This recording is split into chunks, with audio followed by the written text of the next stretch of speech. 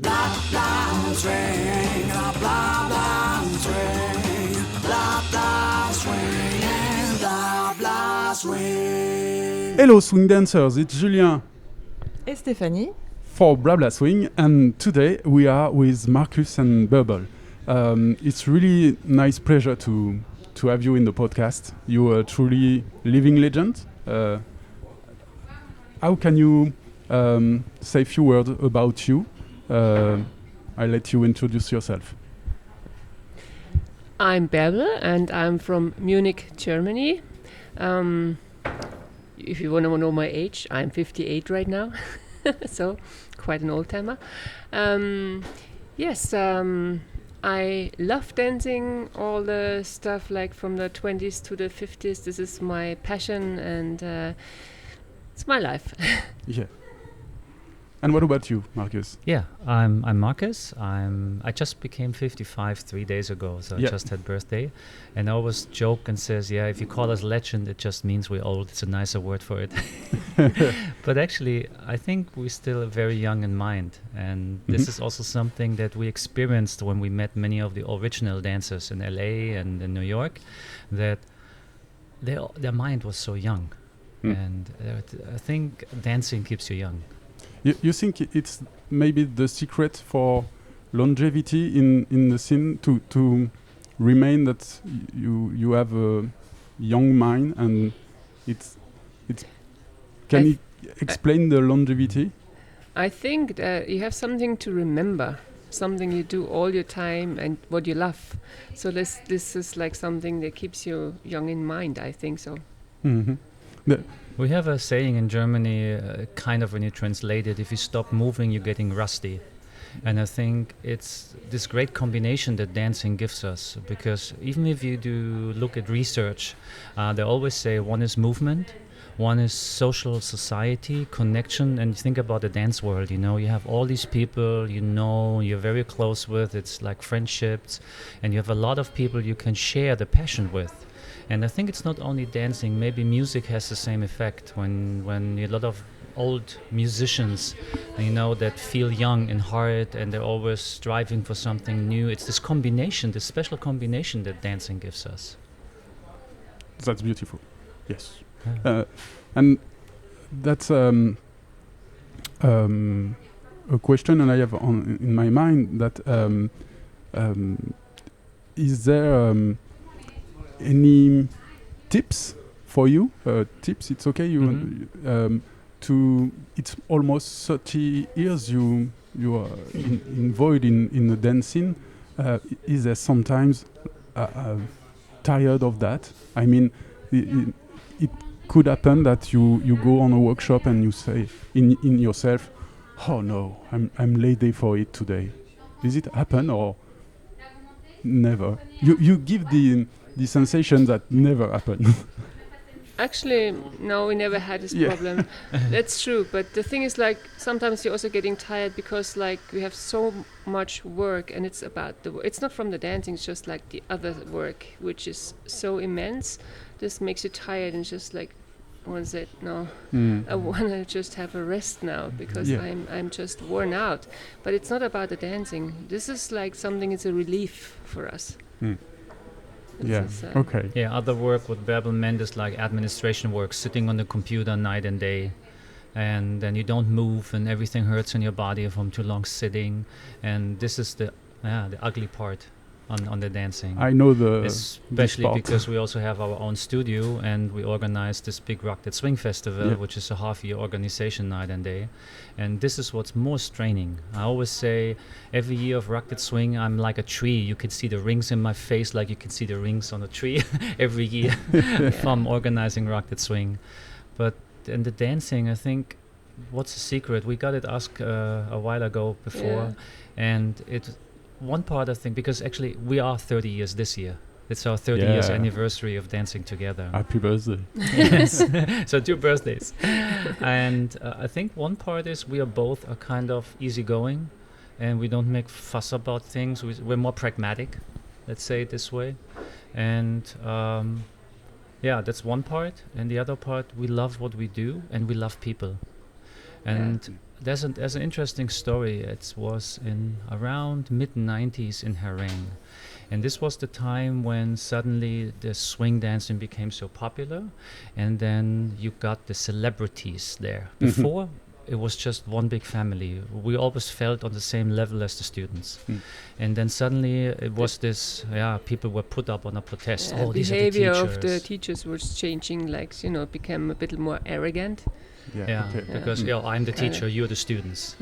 And then we realized that you got kind of dragged into this thing because all the people around you, then you having your time only with the teachers, somewhere in a separate place maybe or something like this.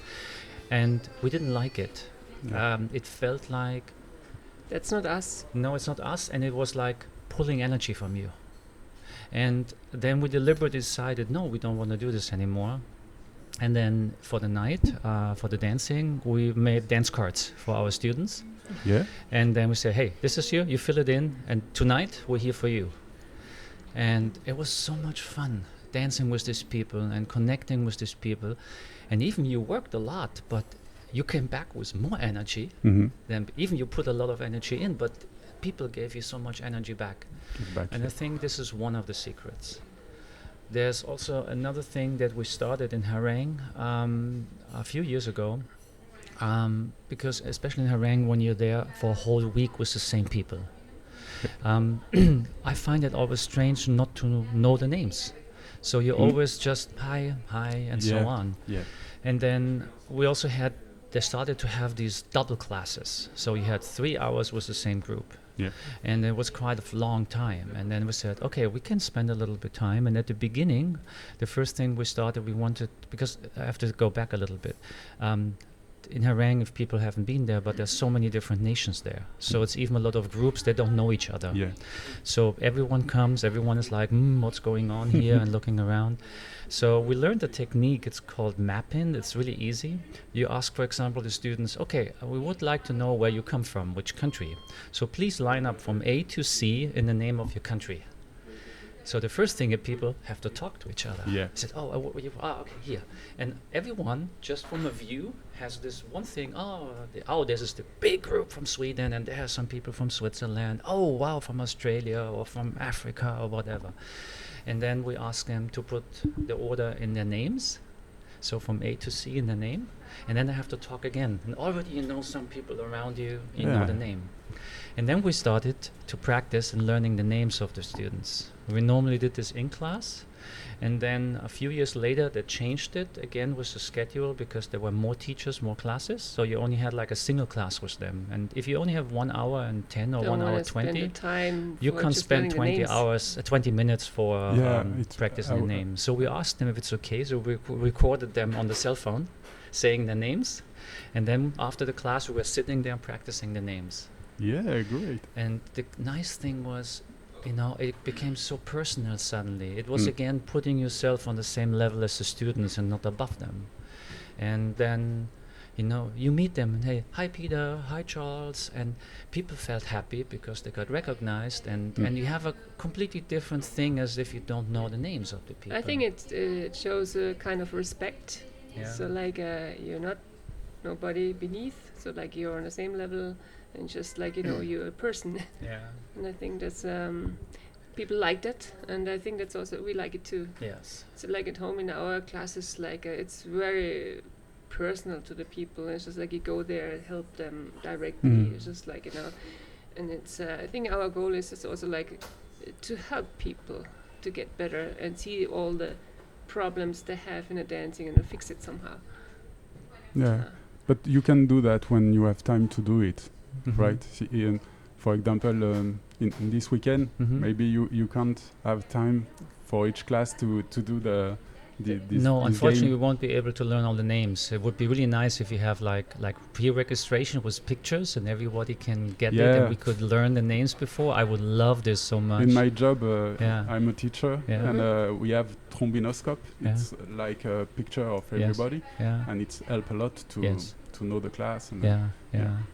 And now can we go back when you first met the dance, how it come for you, and what what was the situation in Germany at the time when you start? Maybe you were the first, I suppose. No, we not have been the first, but I was born in the countryside and I moved to Munich in 1982. And I always loved like the old music, like especially 50s and 60s music, because this was played on the radio, what you heard often sometimes, and swing was not. It was there, but that wasn't in my focus at this time, and I did not learn to dance, but more or less I went to the discos, and it was like some disco fox, whatever you just kind of learn it from somebody else. So like learning by doing, more or less. If it was good or not, it's another thing. But it's just we had fun. And then I always loved the 50s music, but there was no way in the countryside to learn that. There's nothing there.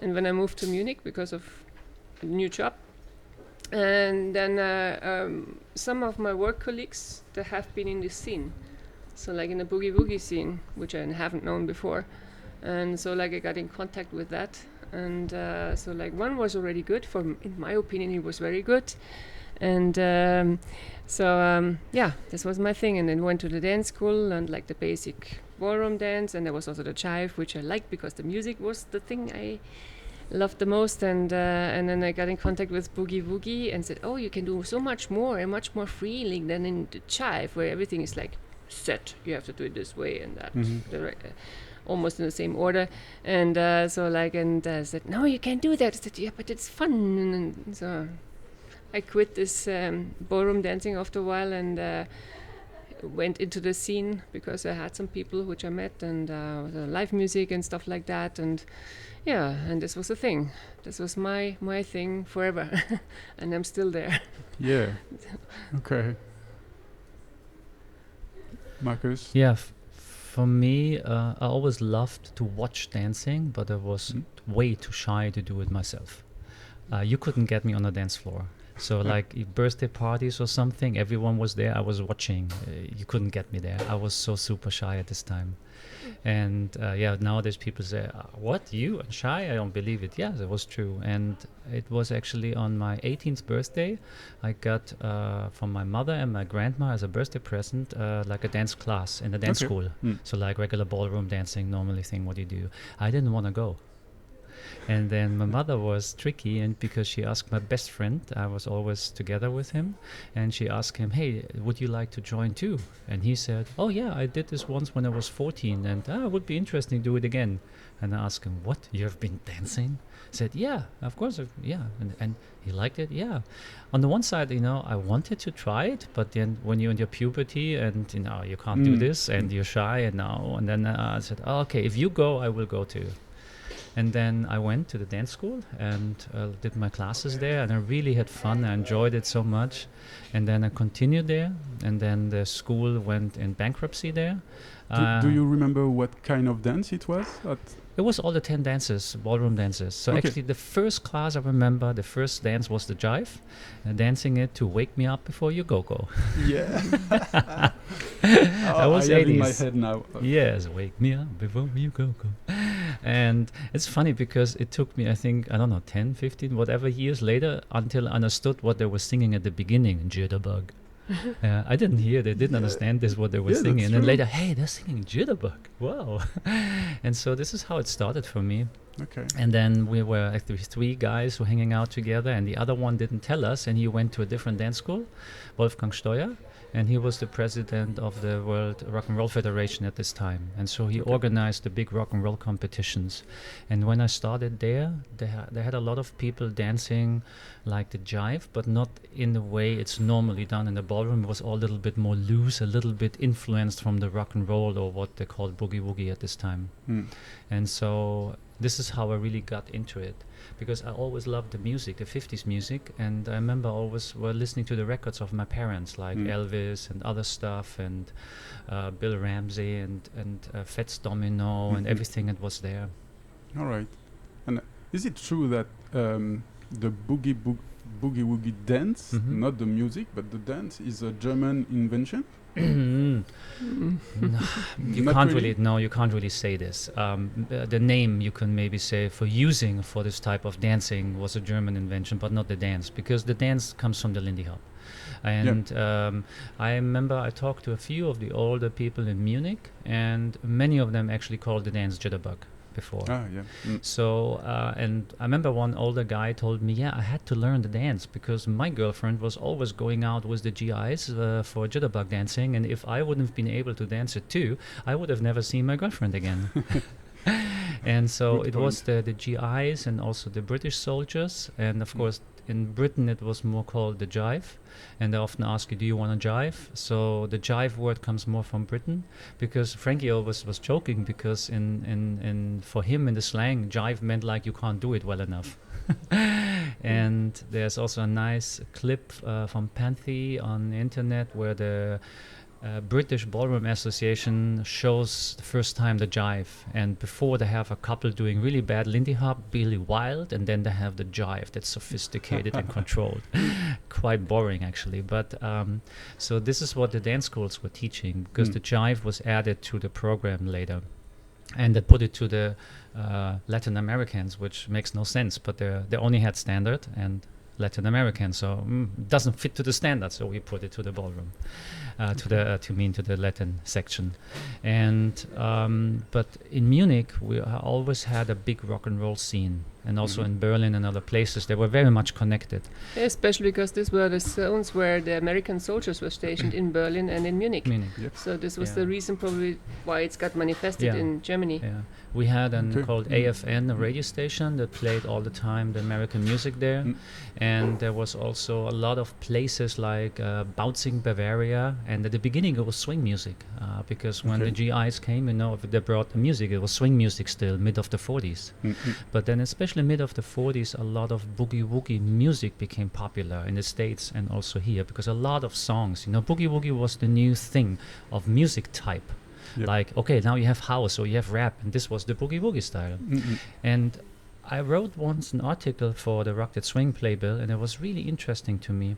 There was the big famous Carnegie Hall concert with Count Basie and everything in there, and Benny Goodman, when they really made it mainstream and acceptable in society, swing, because swing was underground in America too. And this was at the January 1938. Then there was this famous concert of Boogie Woogie with Midlag Lewis, Albert Ammons and everyone, and Pete Johnson. And this was in December 1938, the same year. Right. So what many people, and I didn't realize this before either, there were the swing, the mainstream swing, and then mainstream boogie woogie, because boogie woogie was happening before swing. It was mid-20s already that people played boogie woogie, and swing, like we know what we call swing, not jazz, it was really like 30s. So there were some years between, and suddenly both styles were popular, and then boogie woogie was the thing that, oh wow, this is new cool music, has this great beat. And there's even, I have a record from Fletcher Henderson in the 20s that has the same boogie woogie bass line already in the middle of the song. So it's very interesting. And so they had this development, and coming back to the dancing in Munich, it's like the music changed. And then of course in the 50s, after the war, when everything was building up again, everyone was happy, you had success in economy again, what we call the Wirtschaftswunder. And then especially the kids went out, and then rock and roll came, or rhythm and blues, was it called before. And so people danced to it. And a lot of people called it first jitterbug, then they called it rock and roll. Because strangely, I always said, in Germany, apparently we always call the dance the same thing as the music we dance to. So we dance swing to swing, boogie to boogie, and rock and roll to rock and roll. Metal to metal. Yeah, but in America it was always different. You had swing music, but you had like Lindy Hop, you had jitterbug, you had shag, you had balboa, different dances to it. Or you danced Lindy Hop or jitterbug to rhythm and blues, or to rock and roll music. So that didn't change the name. It was still jitterbug or Lindy Hop dancing. But of course we didn't have the history and everything like in America. It just came kind of ported into the country. And then a lot of people also started to call the dance, actually also from the dance schools, boogie woogie, before it was called rock and roll. Okay. And in the 60s there was this first big revival of rock and roll. Then in the 70s there was the second revival again. And then we also had a lot of pop stuff, and then like a Shakin' Stevens in the 80s, there was another revival in the 80s. And beginning of the 70s, they also started to make these competitions internationally. And this was when the World Rock and Roll Federation was founded. There were actually two different organizations that came together, and it's a long story. But they started to organize competitions. And at this competition, I'm not sure anymore if it was French and Italian or Swiss and Italian. They had a new style, the way they danced. There was this high kicking stuff. Okay. What we call, some people call it continental step or nine count step or whatever. This is what people do nowadays in rock and roll too, but it was not so high, it was still lower, but it was this new style. And people decided, oh, this is the way to go, and if you didn't dance the style, you didn't make it anymore to the finals. So the dancing style in the competition changed. But a lot of the people who changed their way of dancing for the competition still dance the old style in the nightclubs. And we had a few people who won the competitions in Munich. We became European champion or something. And then they were teaching in the nightclubs because there were no classes where you could take it. So you went out for dancing. And then in the nightclubs before the party, there was normally a free taster class where people learned something. And these people were teaching it. So we're teaching like the tap steps or triple steps. So like what we call nowadays the dancing boogie version, because like the other one was the rock acrobatics. So like you can't go on a social dance floor and doing rock acrobatics. So it was the competition rock and roll style, and the other acrobatics. one was like the social style. And this was the first time that dance kind of split. And then in the 70s, it was the 80s was the next revival, and then more and more people were starting in the nightclubs again, because also like the commercials changed with Sam Cooke suddenly. It was changing from the disco wave suddenly to this old retro 50s whatever again. It was really popular. So more and more people also went to the nightclubs to dance to this music. Because one important thing you should not forget nowadays is people didn't have the music at home. Now you have all this music on your phone. But at this time, you had to go out, because if you did not have the records, you could not listen to this music. So you had the record collectors. This is why we have a event called 50s Record Hop, which is happening in Munich since 1972 with the same DJ. Every Sunday. Wow. Every Sunday. And now it's actually in our studio for 3 years or something now. Since 2016, actually. And there will be now 50 years next year. Wow. And so these people had these events, and everyone went there and had a great time. And then people started to do this style of dancing and started to do competitions again. And so they couldn't call it rock and roll, because everyone, when you talked about rock and roll, it was like these acrobatics, we call it acrobatics, full body condoms, the word in the 70s and 80s. We have that a lot in France. But at this time, any dance school ball, any big company event had rock and roll dancers doing their shows there. It was the thing, you know. Maybe today you have hip hop dancers. At this time you had the rock and roll dancers there. And so rock and roll in every mind was throwing the girl high with somersaults and everything. So they started then to call this old style boogie woogie. They could have called it jitterbug. Some people called it boogie woogie, and it stuck. And then when I started to dance, this was called boogie woogie. They had competition-wise for a short time, they called it rock and roll of the 50s, and then they went back to boogie woogie. And so what we call boogie woogie is actually, Lindy Hop dance to 50s music. And of course, the styles always change over the years. And we have regional changes. And the way that people danced there were actually people who danced it in the 50s. There are some movies where the people danced to, from Berlin and from Munich. And this was their style of dancing. And because there were the people who were doing teaching or showing or have clubs and dance it, and people saw it, this is how they learned it. You know, if you went to the Savoy Ballroom, you saw, oh, this is the way it goes, and you try to copy it and you learn it, or somebody shows it to you in the corner. And this is how you create a style. And then when people say, it was created in Germany, I said, kind of, the style, but not the dance. Because when you see the people from Munich, they dance totally different than the people from Berlin. Yeah. It's like, and we had a very good scene in Munich for many years. I think we were the top for a few years. I remember when I started dancing, we had 11 couples in the final and 11 different styles. Nice. So it was more that everyone had their own way of doing it. And this, I think, is one of the worst thing that the International WRC, Federation, WRC and everything, that they killed it, because you have people who want to judge but have no clue about the dance because they come from rock and roll or ballroom or whatever, and say, oh, I need rules now. What are the rules? How does it have to look like? How does the basic has to go? And says, no, it's about quality of dancing and not about how you look. And so then they started to define certain ways of how you have to do it. And then everyone looks the same.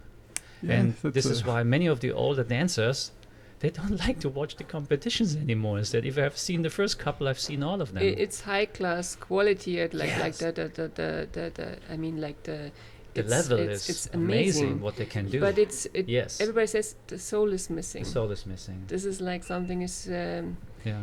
when you know it from before, it's just like is that there's something missing. you Yeah. know? So dance quality became it's better, amazing.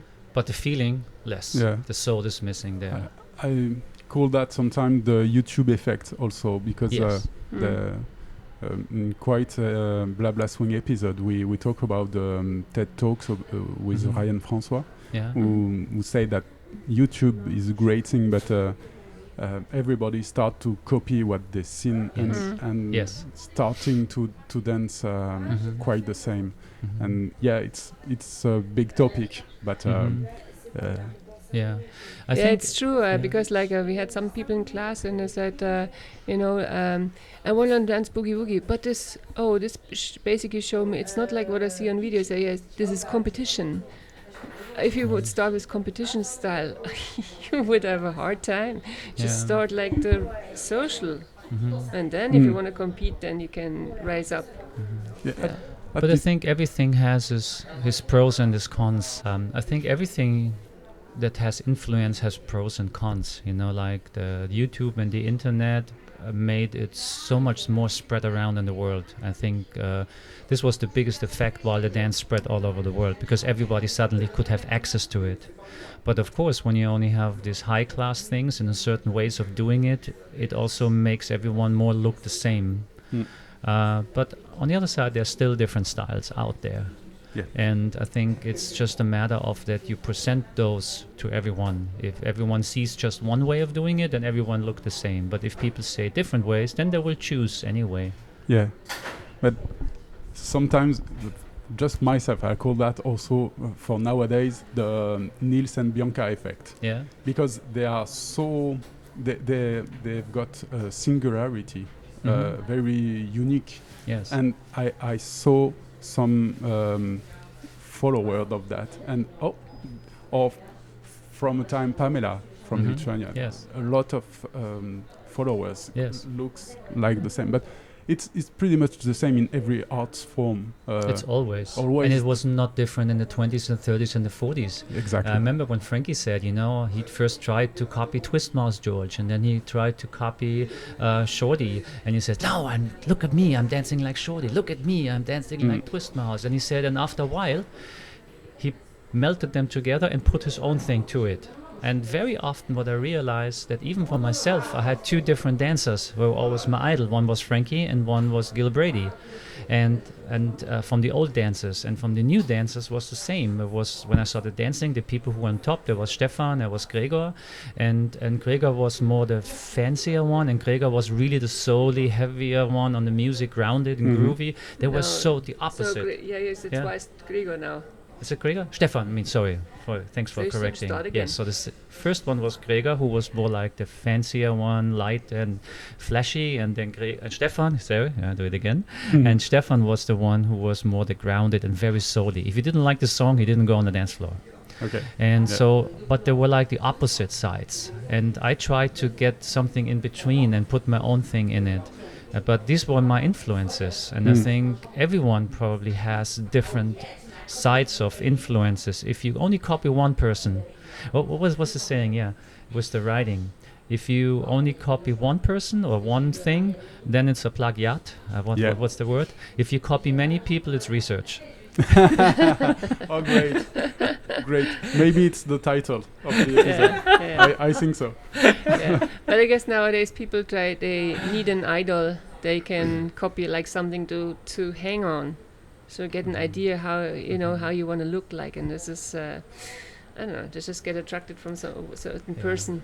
Like But in the old days, like Marco yeah. said, and But I think everyone, you have the people around you. If it's around you, or if it's on YouTube or wherever, you have your people. You said, "Oh, this is what I like," and it gives you an option how it looks. and you have more influences nowadays. And than sometimes in your old days. influence comes from a different dance. Maybe you come with a different background and bring this background in, and this makes the dance change again. Yeah. We just talked about, with like the dance style of Dean Collins and Jewel McGowan. When you look at their way they're doing it, and then you realized, oh, Jewel was a ball dancer.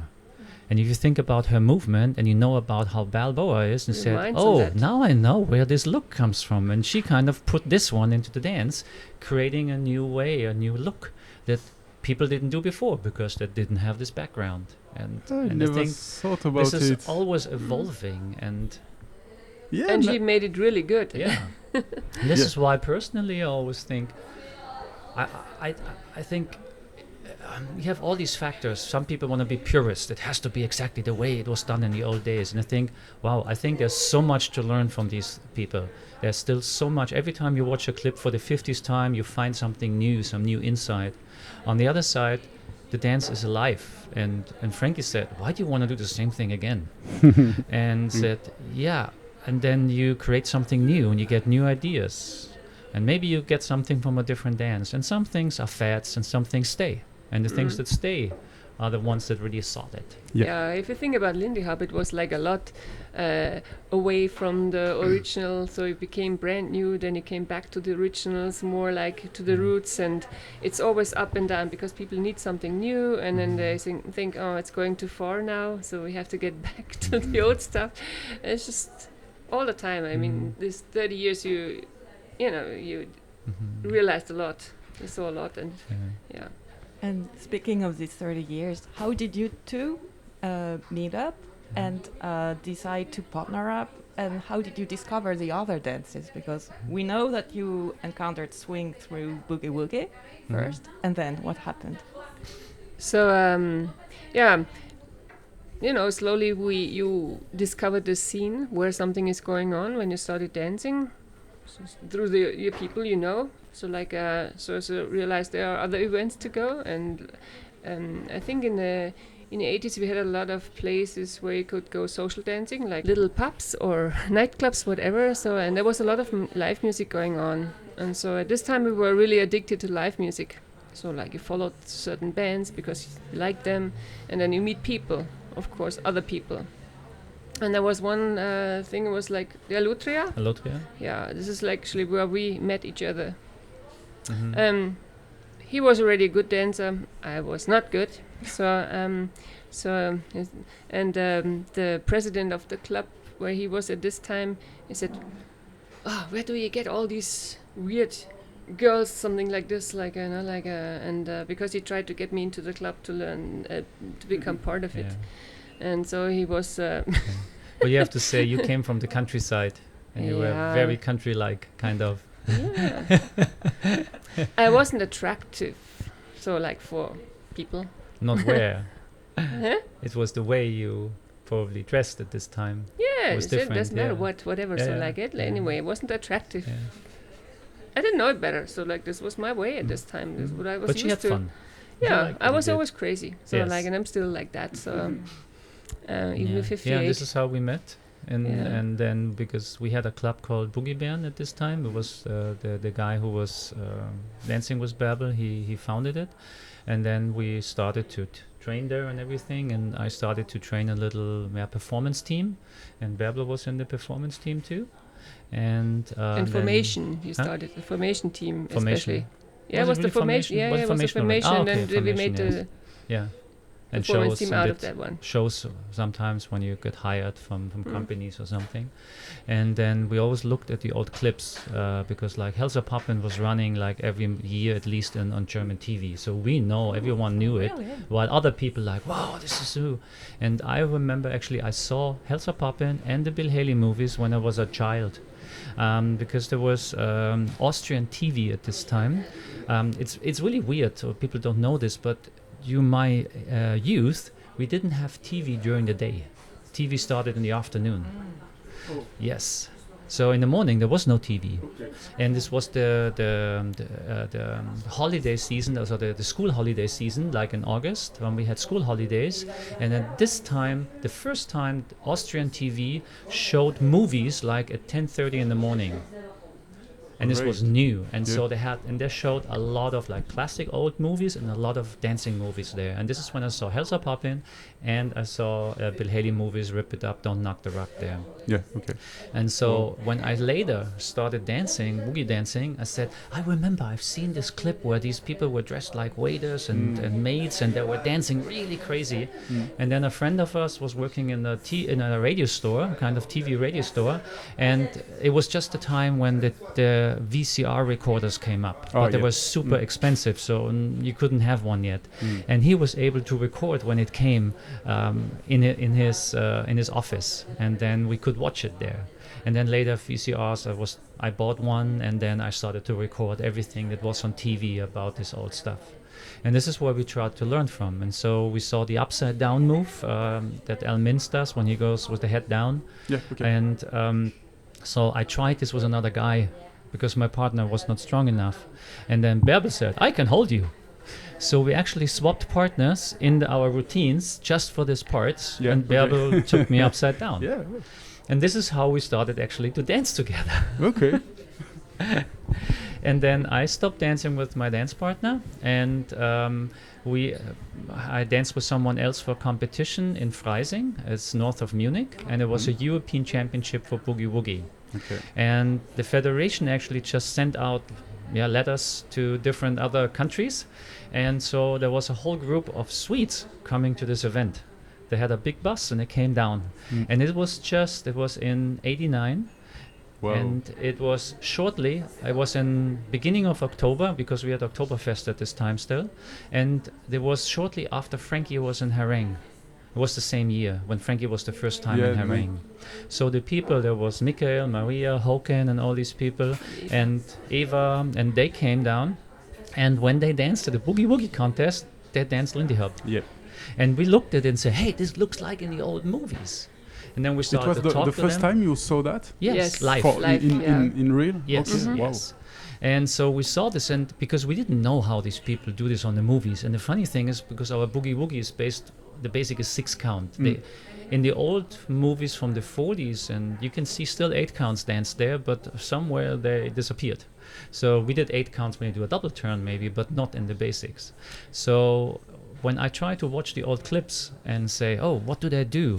I counted, and it never ended up on the one again. Said, it was mainly, especially we had the 50s movies with Bill Haley, because this was like our Bible scene for Boogie Woogie, where we could look at. And this is like, there were still swing dancers which were dancing in there, and we tried to copy that somehow, but they danced 8 count, which we didn't know about it, so like it never really it never made worked sense to out, us. so like without 6 counts. More or less. And it was the Swedes who showed us the 8 count step first. Yeah, okay. And said, wow, that's weird. We do it in 6, we're faster, is what I said. So you met the Lindy Hop pretty much the first time the Lindy Hop appears in France too, with Franck Balbin in 1990 in Lyon. Frankie Manning came to this place, and it was the beginning of the Lindy Hop in France, and it was pretty much the same. You discovered it too. Yeah, and so what they did was because Maria could speak German. So, and they told us actually about, if you know this movie, Helsa Poppin', which was a different name in Germany, but yes, yeah, of course. And that, do you remember the sequence where the guy pulls the girl around and catches her behind the back? Oh yes, this is my favorite scene. Yeah, he's teaching in Sweden. Boof! Yes. Chin drop, because I remember when I watched these clips, my dream was always, it would be so great one day to meet these people and learn from them. This was my dream. Yeah. And then we heard this. Wow, and then Maria sent us a translation of the Herräng flyer. Which was very small at this time, because it was a very small camp. Yeah. But we couldn't make it in 1990 because the holidays were already planned. And then we made it in 91, a year later.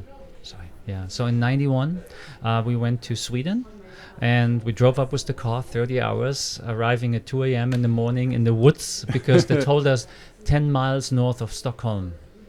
But But a Swedish mile is 10 kilometers, so it was not 16 kilometers, it was 100 kilometers. And we thought, we're still driving and it gets more forest and darker and whatever. And then we arrived there, Folket's house, there was light in the back, and we went there and went up. And then my first dance was with Eva W.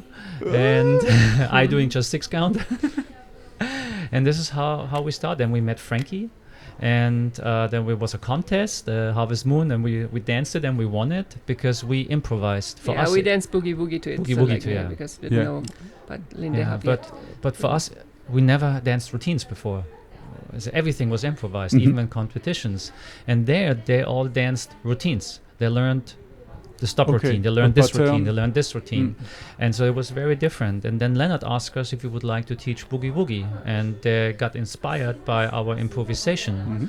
And then in 91, we started to teach Boogie Woogie there. And this is why you have Boogie Woogie now in Sweden, in Herräng Dance Camp. Yeah. And this was for the Lindy Hop. You're known to dance pretty much almost the dance. Is there some dance you don't dance, like West Coast swing or blues or I don't know? I would not say we dance West Coast swing. We No. maybe fake it really Yeah. badly. But But you can fake it. I don't know. I'm not sure I can. The thing is, the thing we're not interested in this kind of dance and music related things. So like, I Yeah. mean, even you would like the dance, but maybe the music not Yeah. it, or it's just like I don't know. It's There's just like it many doesn't- great dancers in the West Coast Yeah. world, Yeah, and we yeah. know It's- many it's of them, and we're completely. friends with them, and we really but admire it just what they doesn't do. touch us. But it doesn't touch us. Yeah, the music for me is the same. Yeah. And for me, it was always funny because sometimes you had events where you had boogie or swing and West Coast in 2 different rooms, and you hear the music. Hey, cool, yeah. Everything moving, grooving. There must be a big part, and everyone is stiff in the upper body and just glides there. So even there's some greatness in it, but it just doesn't touch us the same way. It's maybe the swing is missing for us. Yeah, Yeah. it's kind of happy music is missing, like Something. what we Yeah. have in. Yeah. Sometimes they have good music, modern music, which is nice actually that you I can dance said to modern happy music. music. Yeah. Okay, it's not happy for you, I know. Not for And- me. Yeah. Okay, and Yeah. For the Balboa, how Yeah. you met? Did you met the Balboa pretty much at the same time as Lindy Yeah, Hop? or- almost, because it was in 93 actually. no, No, 92 actually, 92 yeah, was yeah. it, because 91 was the first time we've been in Herräng, and this was in July when we went there, July, August, something. Mhm. July, I think July, was it, yeah. And in the autumn somewhere, November they have November, it normally, or like a winter herring yeah. thing, smaller. But was it really there? Was Rob at the winter? Because Yeah, there he was was Rob there. van Haren. I don't know if you know about him. And See, Rob. van, Oh, yeah. yeah, Rob Rob and and Diane Diane, yeah, nowadays. of course. And at the old days it was Rob and Jan at this time. And Rob, went to the America, and he also discovered the dances there and learned and Mhm. met Sylvia and many of the old time dancers and Norma and Irene and whatever. And he was visiting Sweden, Lennart Westerland. And then he was on tour kind of because he has his family still. He's from the Netherlands. And then Yep. he called us and said, hey, I got your phone number from Lennart Westerland. And so would you like to do a workshop? And because He also I'm could teaching. speak German. He still Yes. does. So like Yeah. because our English was not very good at this No. time. And so we were like, wow. And a workshop with some. First of all, I called Leonard. Is this guy kosher? Him? And he said, yeah, he's a very nice guy and everything. Okay. And then we were like, It was the first time we paid someone for classes. Because everything was in the club. It was free society. We never charged anything for teaching. Mm-mm. And then we organized it with the club, and there were a lot of people there, and we did 2 days workshop, and he did some more Lindy with us, which we learned a lot of cool new steps. Mhm. And he showed us the first Balboa there, the first check, and the first like what we call Dean Collins style at this time. Wow, a So huge everything package. was on this weekend, and then because Rob had some tapes like VHS tapes, but they were in NTSC American system, not the PAL system we used here, or you had SECAM still, I think, at this time.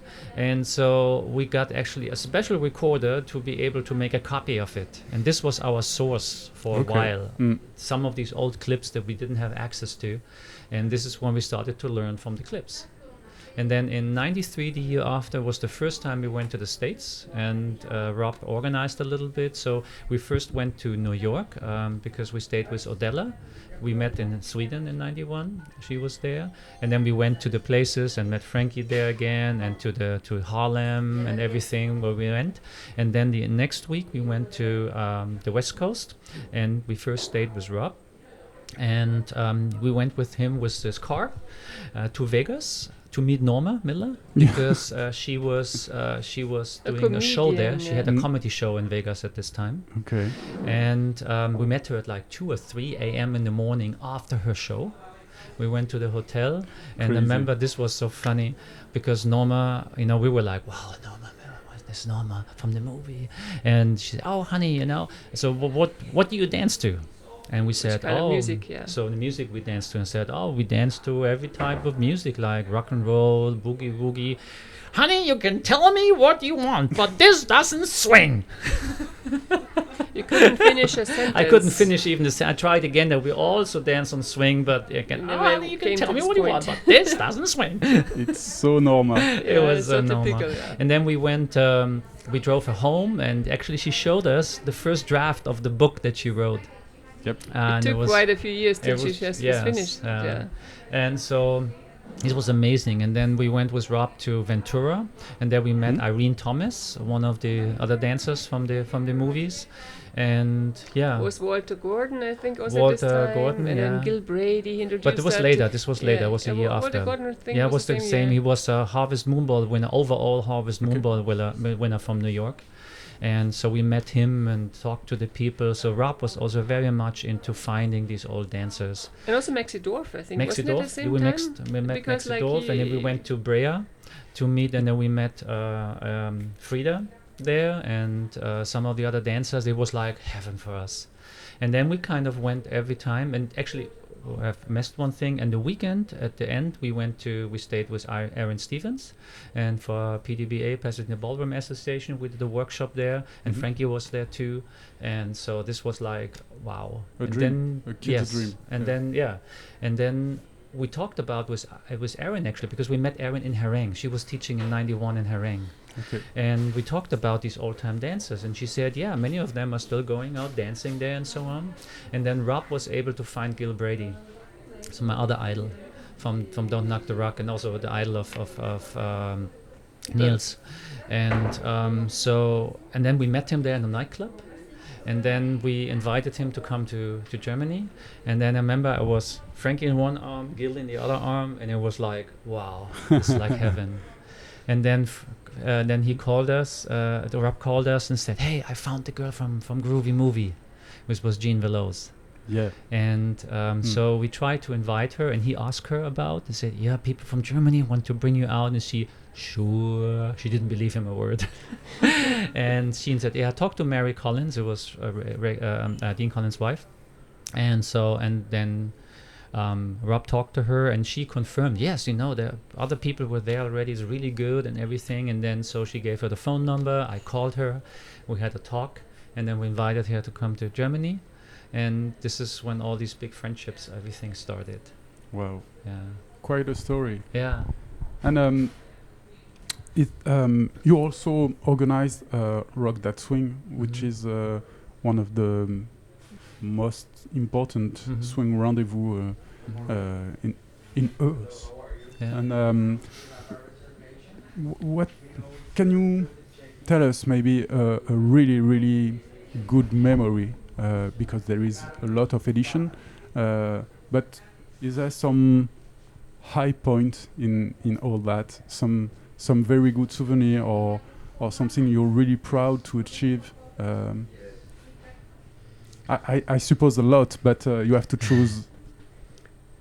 You have You to find answer something? There's so that. many There's so to many choose things. from. It's just like It's I don't know, it's so many of them actually. And there's something for the music, something for the dancers, something for the history. Everywhere there are points where I said, it's not just one. If it just would be one, it would not be special. Yeah. And a few things, let's say, the one thing I remember when we had all the teachers there was the big teachers jam, and everyone is busting out. It was like, whoa, firework. then having all the old time dancers there. I remember Yeah. one great thing we had. Norma Miller was there. Actually, one year we had Norma, we had Jazz, we had Ray Hirsch. Jean and Ray Hirsch, all four of them. It was for the 10th anniversary. And I remember the one when we had Ray and Norma, and they were sitting there and had a talk in the big theater, 2,000 people there, and they were talking about it. And there's also, it's an interesting story. It was the year before, I think, was when Jean and all four of them were there, and Jean and Norma met for the first time. Right. And then Norma was kind of, who are you? She was really bitchy to her, really bitchy, like, what are you? Yeah, like Yeah. a diva. Like and it's Jean our is dance, such kind a of. sweet person. I mean, just like And then the nice thing, and she was behaving like the first 1 or 2 days like this. And then we had the big talk, and then Jean was in her way, she said, we just did what we thought was the dance, and we just had fun. And then it was not until she was in Munich the first time when she met Frankie to see how the black dancers were dancing it, because they didn't have TV, they didn't have things like this. And she said, wow. And when we saw this, I realized, wow, this is the way. Wow. So like she was so much complimenting them, and she told the story there with Norma, and she like thanked Norma and then she said, we thought but we couldn't dance like this, and suddenly Norma was like poof, and they were best friends there. And then later there was Norma and Jean were also, I think, in Washington, and then suddenly she realized her name is Jean Velos because she married the dancer from Velos and Yolanda, Frank Velos. Frank Velos. Mm-hmm. And then, what, this was your husband? He was my favorite dancer to look at. And because they were Ballroom very dancer. famous ballroom dancers, and they had their own TV show later, and Norma and Jean were so close friends and were hugging and everything.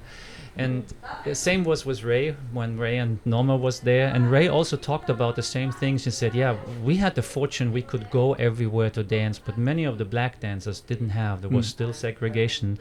And so so he said, but he was really thankful that what the black dancers brought for them, because it was their life. And Ray was a jitterbug dancer his whole life. He did all his... And it was his life. And then said, oh, maybe Ray, you should give Norma a kiss on the cheek, I said, and thank you. And he went over and kissed her on the cheek. And this was one of the moments for me that was like, wow. Because in general, our goal with Rock That Swing was always to bring people together. And I remember the first years when we started, because it was the idea to have the 50s, the boogie and the swing together. Mm-hmm. And not because it was always like, this is not swing, this is not not boogie. boogie. It's Yeah. like this fighting all the Yeah, time. fight. People define each other, It what they still don't happen. do. I said, But it's I less want to be subtle. defined what I do and not what I don't do.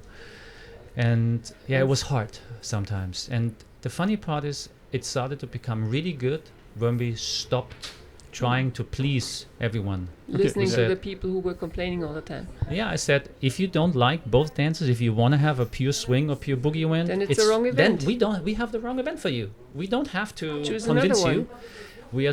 There are so many dancers who love both.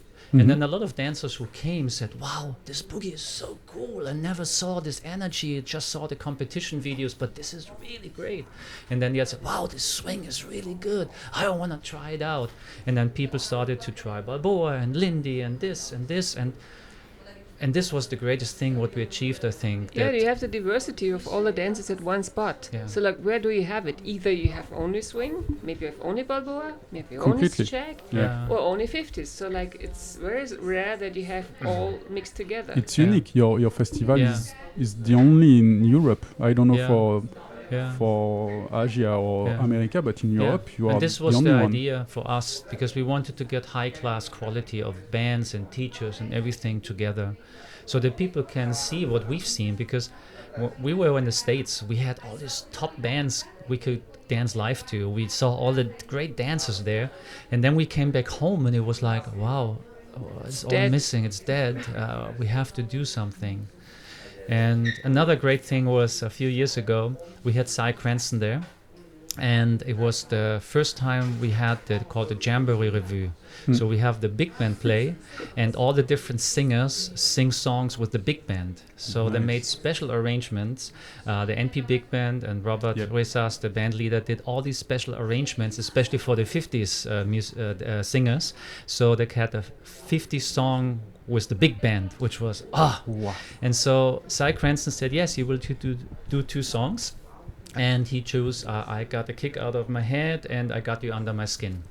And then he was already actually ready, had to go early, said, yeah, we can push you earlier in. Said, yeah, okay. Then he changed again and came down and he went on the stage and told the band leader there's 2 songs which were completely different. Robert says, oh no, you wanted to have I Got You Under My Skin and Get a Kick of My Head. And he like, oh. So he went with a cell phone, looked for the lyrics, because it's not the songs he's singing all the time, and put it there and sang the first song, I Got the Kick Out of My Head. And then one of the other guys from the Ray Collins band and the other MC, they had his phone number, so they constantly called him so that the call was popping up when he couldn't read the text. So he made up his own lyrics sometimes. So and he was laughing in between. We had a ball up there. And one of my dreams was actually to get Cy and Tony from Jumping Up together.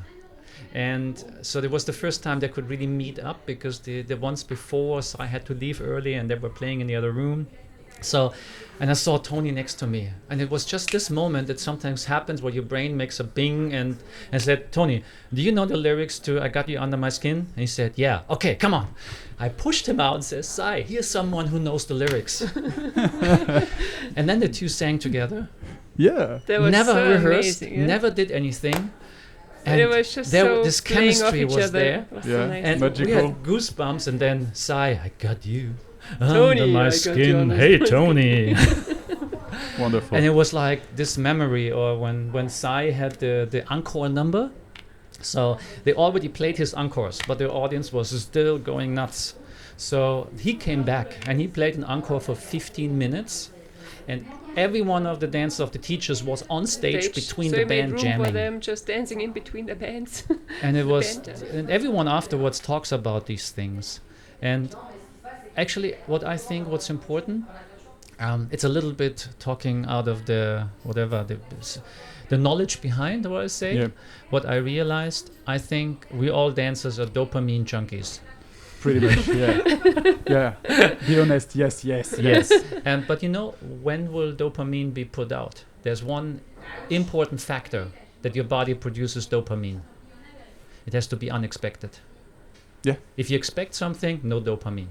Yeah. So it has to be unexpected. Yeah, believe in accident in the situation. Yes. Yeah. And I think one of the things we always had for Rocket Swing, we always tried to have this spontaneity in it, and we try to give people the freedom to do it. So the bands, and sometimes people come. Last time we had this jam happening with all the different things. Amazing too. It's on YouTube. You can watch it, and then suddenly will. Yeah, David from David Hamlin from the Swinging Hamlins came on the drums. He's a young guy. I mean, he looks almost like one of the Nicholas brothers, or like or Cap Calloway, something like mixture, something like that. He's the son of the band leader, and he's just an entertainer. He learned to play drums by himself. Watching the old clips. Doing a little tap dancing, swing dancing, everything. And just like playing different instruments, like his father. Yeah, but he grew up like this. Yeah. And he went there, and what he did on the drums was unbelievable. Everyone like, wow. A showman. Yeah. It's just like, it looked so easy, and it's just like effortless, and just like he drew all the attention to him. Just like when he went on the drums, just like, woo. This wow effect. Well, then the other story with Sugar and Barbara. Or Ray Hirsch, when he joined the fast feet contest, right? Because they were short on one guy, so he was like, I was joking and said, hey, Ray, you want to join the fast feet contest? And he was 93, I think, or 4 at this time. Something like that, yeah. Sure. I said, yeah, sure. And he jumped up.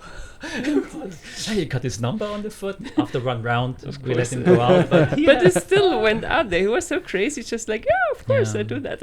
He was was still dancing shag in his Yes. short Yes. sequences, but still he was there and did all And this it was stuff. also like, I have to say, like with Whistler's Ray, because his wife passed away, and from then on his health and everything went down. Because they were together for the whole life, kind of, and then suddenly He was boom. such a happy person, Yeah. both of them actually, Yeah. and then just like this And- really. But killed when him. he came the year after, he deteriorated kind of drastically from 1 year, and we were kind of shocked. But during this weekend, he became so much younger. You could his see daughter his said it was sparking. so good for him. He was so happy about that. So like it Yeah. really brought him Yeah. up for a while. But When we had Norma doing her show, when the last time she was here was 98, and she was on stage and she rocked, and Norma enjoyed it so much because she was a professional. She enjoyed having shows in a good environment, everything organized. She liked organization. And yeah, but this is where she came from. And then we had Sugar and Barbara. it was fun too. Oh yeah. they did their Charleston number there, and they wanted to do it live to the band.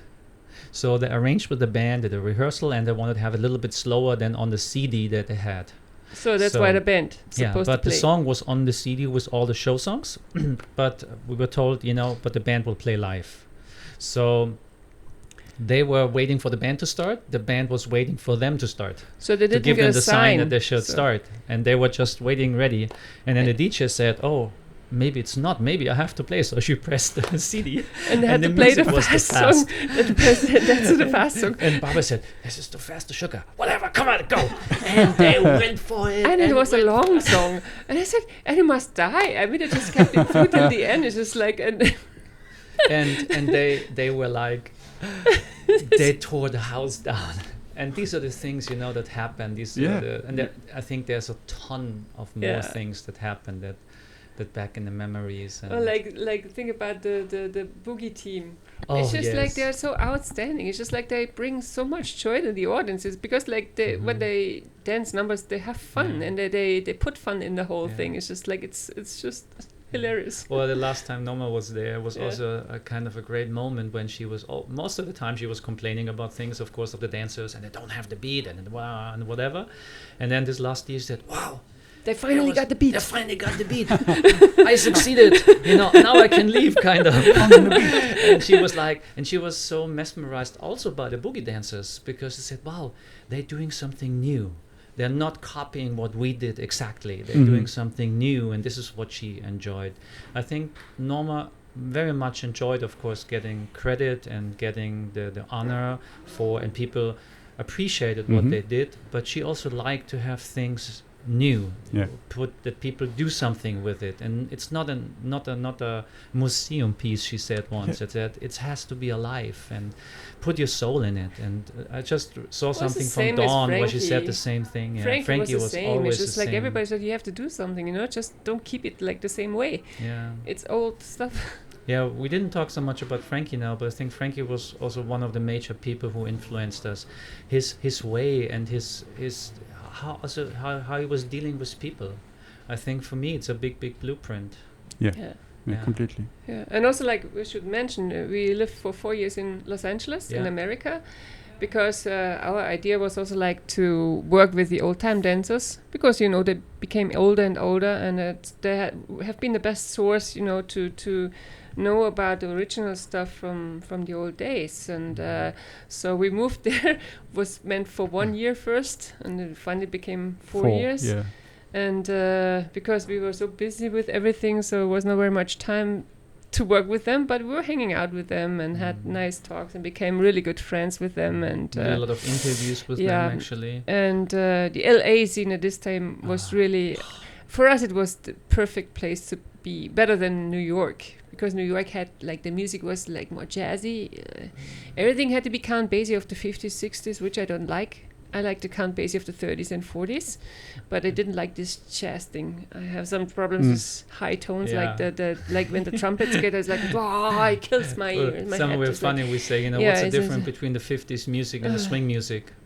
It's the same type of music. You just take out the boring instrumental part of the middle. This is why the songs Some are short. people like it. It's not my thing. So, I mean, if people like it, it's okay. I don't mind. Remember, Barbl was the same thing when he said, you have the song and you recognize the first 10 seconds of the song, then it goes off for 5 minutes somewhere else, and then the last 10 seconds you recognize the song again. Ah, yeah, okay, this was the song, right? Yeah, and for us, LA was perfect because like they had real good old music, like Bill Elliott String Orchestra. There was just like new stuff. I mean, new Dean Mora, original made music, but in the old way. Like Dean Mora's modern swing rhythms was so good, and swing session, and even like 50s touch. So it's just Indigo swing at this time. So we heard them live when we were around. Then all these bands were playing. What was the first band I danced on? Yeah. Because my teacher was fed by this dance and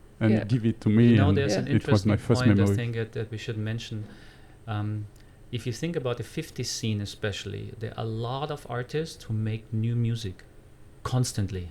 There are always new songs coming out that nobody heard. And this was also why Zach Cranston, I think, had so much success, because it was new music. Ray Collins, Jackson Sloan, all these musicians, they have like 90%, 95% are original songs nowadays. And in the swing bands, most of the time, yes, I have to play Count Basie or something else. And if you think about 2000 with Bill Elliott or Indigo Swing, even some of them, some people called it swing, some people called it more, it's a little bit 50s influence or whatever.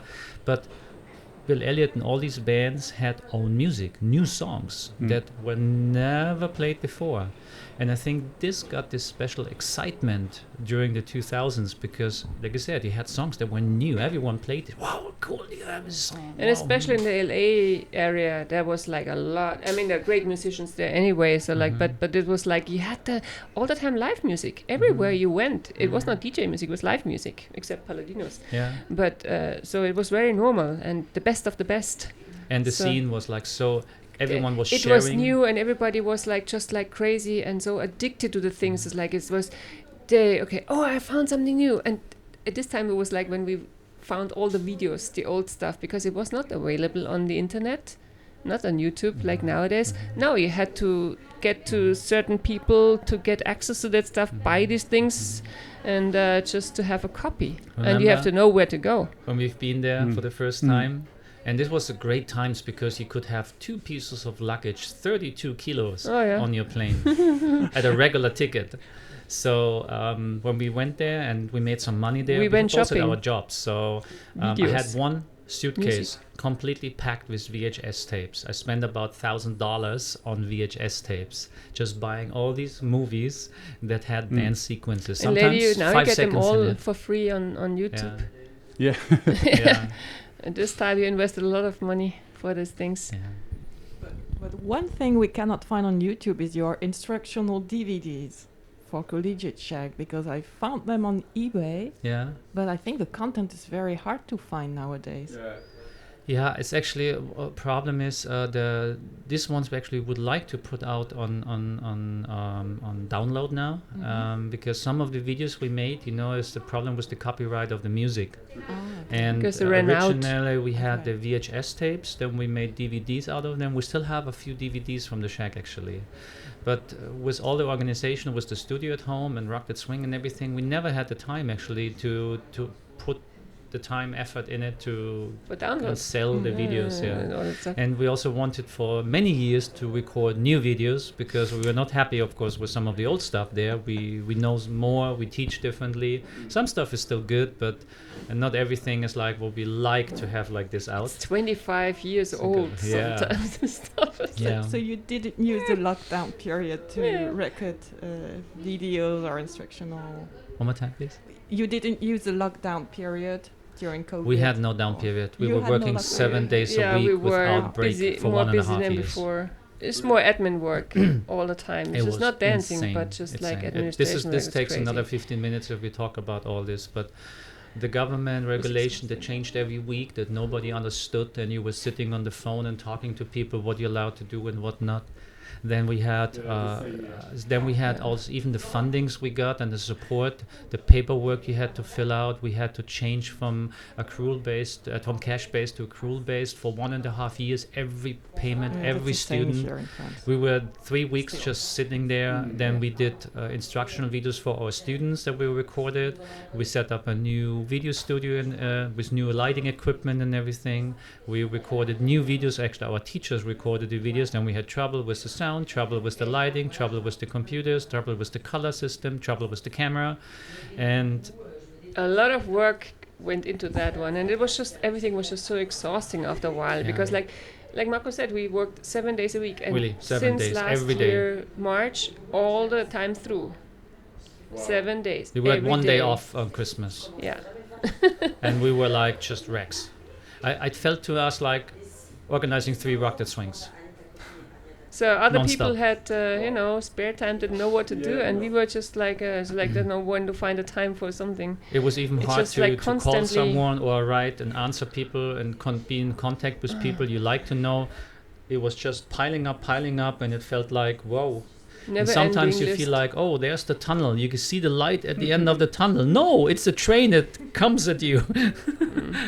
Yeah. Okay, we're slowly going down to the end. Maybe can you say just few words about the Killer Boogie routine? Yeah. How it come, and maybe few words on shag dance. So the Killer Boogie routine was originally just something I recorded on our first VHS videos that we did. We did 3 VHS videos we shot on one day in LA, and one was called Footwork Fast and Fancy. And we did a lot of footwork stuff on it. And then there was like a demonstration. I just demonstrated some of the steps there and just improvised. So this first minute of the Killer Boogie routine is improvisation. It was 1 take. Okay, wow. Done. Okay, good to know. Just 1 take. And then this piece, somebody put just this short sequence on YouTube, and a lot of people inspired it. And I later heard musicians even telling me about this piece. Wow. And it was, I have to look it up now. I don't have it exactly in mind, but it was... It was Do you still remember? before we went back to the theater. Yeah, it was before we went back to the theater, so it must be 5, 6, 7, 8 years ago or something. 7, 8 years. 14, something like that. 14 probably or something. Then it was Pontus, Niklas, and Torbjörn. They practiced this piece, this minute, and showcased it at Rocket Swing. And I had to sit there. I didn't know what's happening now, and they danced it there. So cool. And then it was great. And then people, of course, I should do it. I said, I don't know. And Remy was the one who was screaming the loudest. And I said, okay, I do it. Remy, if you go. No. And then everyone, yeah, shall Remy go? And yeah, so we both went up and we just kind of improvised something. Because for me, it was improvisation. I never practiced this piece. And so this was fun. And then in Hereng, there was 2 more dancers there. And then we did it with 5 people on stage for the cabaret. And... so I practiced it, and it was so hard for me. I said, damn, okay, this step, and now this step. Yes, it's easy it's for me called to Killer improvise. Boogie. Yes, but I was always easy for improvisation. But there it was really hard. And then... So I practiced this one and we danced it, and then a young guy, Carl, came up and says, hey, would you like to do this with me in the last week in the cabaret? I'm practicing it now. I said, yeah, of course. So we did it together, practice, so it was easier for me now. I had a second try, and he did it really well, and the audience loved it. And I told Carl, okay, until next year, I finish the song. And then next year in Hereng for the competition class, I was sitting there and working, I think, a few hours. I was sweaty completely and tried different variations and everything. So I made the first version of the Killer Boogie there, and I taught it to the competition class. And this is how it started. And then in... Spread out everywhere. around the same time, it was Pontus again and MC. Rasmus, maybe? Florian. Yeah, so it was Pontus and Florian, and they did the ice bucket challenge. So they did the Killer Boogie, announced to other people who should do it, and put a video in 1 week on YouTube. Otherwise, they have to put the ice bucket. And they nominated other people again, and then people went crazy. Sandra did the blindfolded around the bottle, and the others did it on the benches and everything. And then people, the Italian team did it in the plane. Wow. And so this is another part that went around. And then, of course, after all these things, said, okay, we have to do a class at Untitled Swing the year after. And then we danced it there. And the other teachers just knew the first part. And Rasmus and me actually did the second part too, because Rasmus was helping me for the class, because I got sick as usual before Untitled Swing. And there's also, I did a little change before at the end, because I was not happy with one piece. And then we were in New York, in Moscow at the Christmas camp in the lobby. And this is when we actually got to know Rasmus more. And we sat there, okay, I have this idea, and he had this idea, and I had the other one, and we mixed it together and said, yeah, this fits really well. Cool. And because we always were joking, we were called two brothers from different mothers, because we look alike and behave alike. And so then we called it the brother step.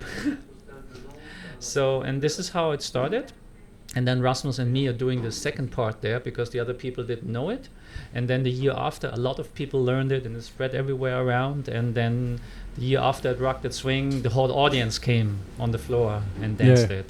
I saw and that. This is how it spread around. So it was just a coincidence, and people liked it. And people, it's funny because it was hard and it was challenging, but this is what people kind of liked. I even danced it in was it EasyJet? No, Ryanair on the airplane. Yeah. Like in the Isles. Yeah, the Italian Boogie national team did it. Yeah. They were crazy. Like Pablo is so crazy about the Killer Boogie. He was like decorating T-shirts and whatever. And everything, yeah. So And let's talk about, to finish, about the shag. Do you say that, or do you think there is something changing in Europe about shag since few years now? In my opinion, there is more exposition of it. Mm-hmm. Can you say what is your feeling? I think it's just like when we started, it was like we only had the old videos, stuff like that. So this is what you learned from, and we had also like Len Spanishek, like who was our coach for our shag videos, supervisor. So because he met some of the old dancers and learned stuff from them, and he showed us also like give us some advices what we can put on the shag videos. And so this was at this time the main source for the people to learn shag, actually, our videos. And then Stephen and Janzi, they we saw them, like I said, they're really good dancers, so like we invited them for Untitled Swing. And then they did a shag routine there.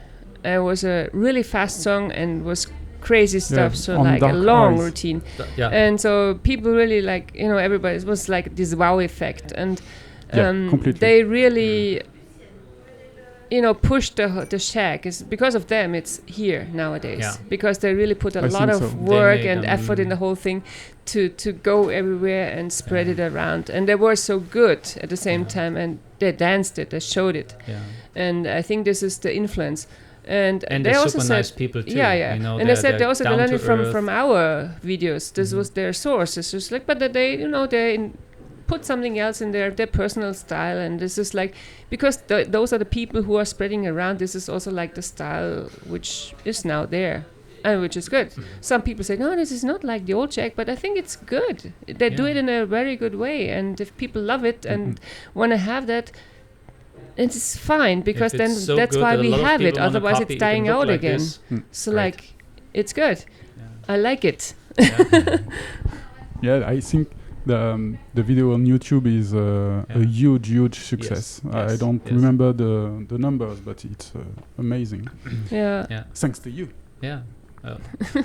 Lisa, I think we always try to just give platform to people, and I think especially at Untitled Swing, there's also an interesting thought. I remember the first years we always try to get the best hotshot dancers to the thing, the well-known hotshots.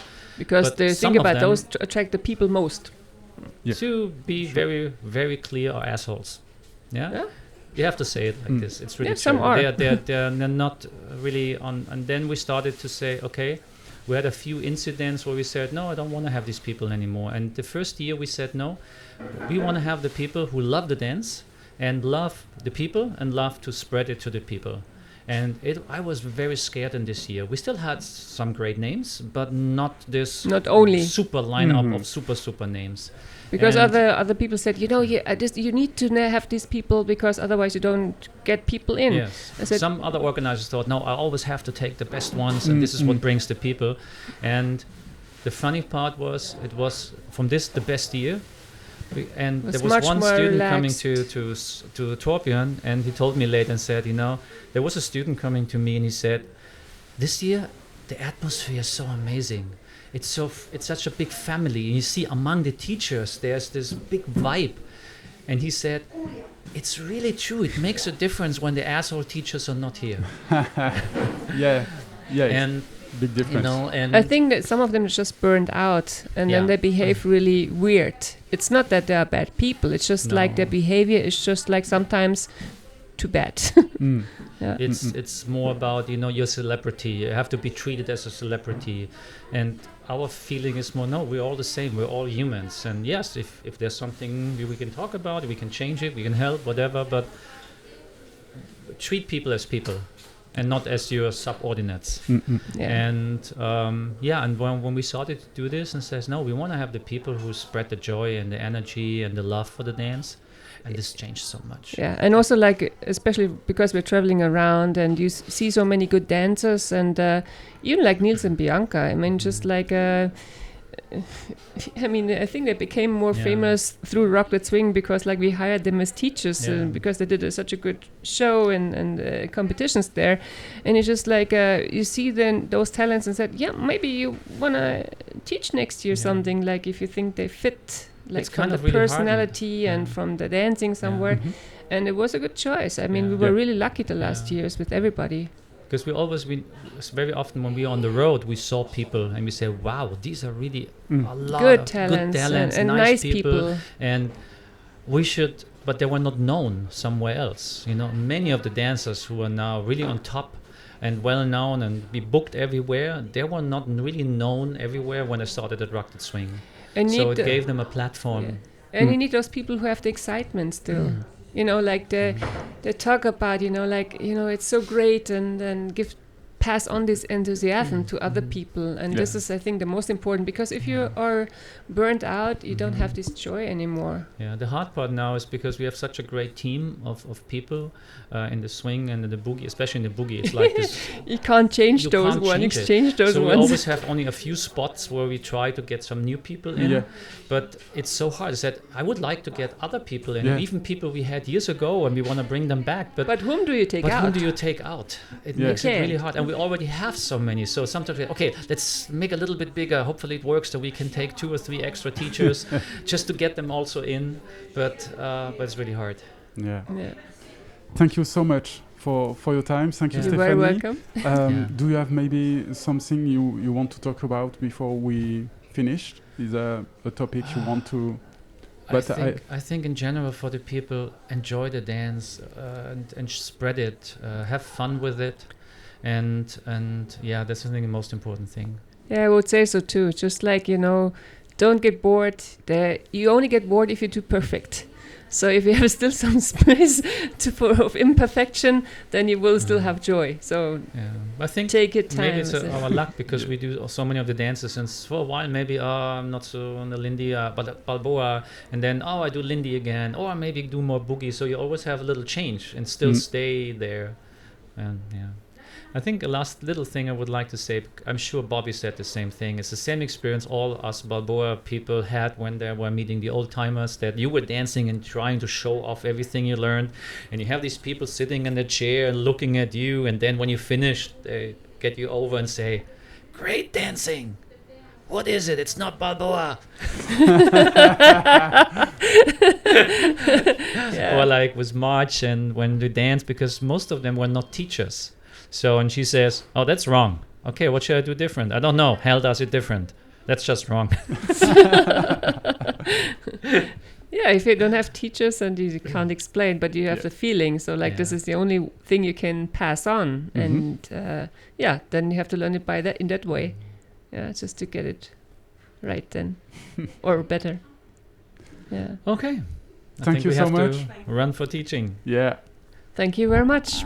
Bye bye. Bye bye. Bye bye. Servus. Ciao.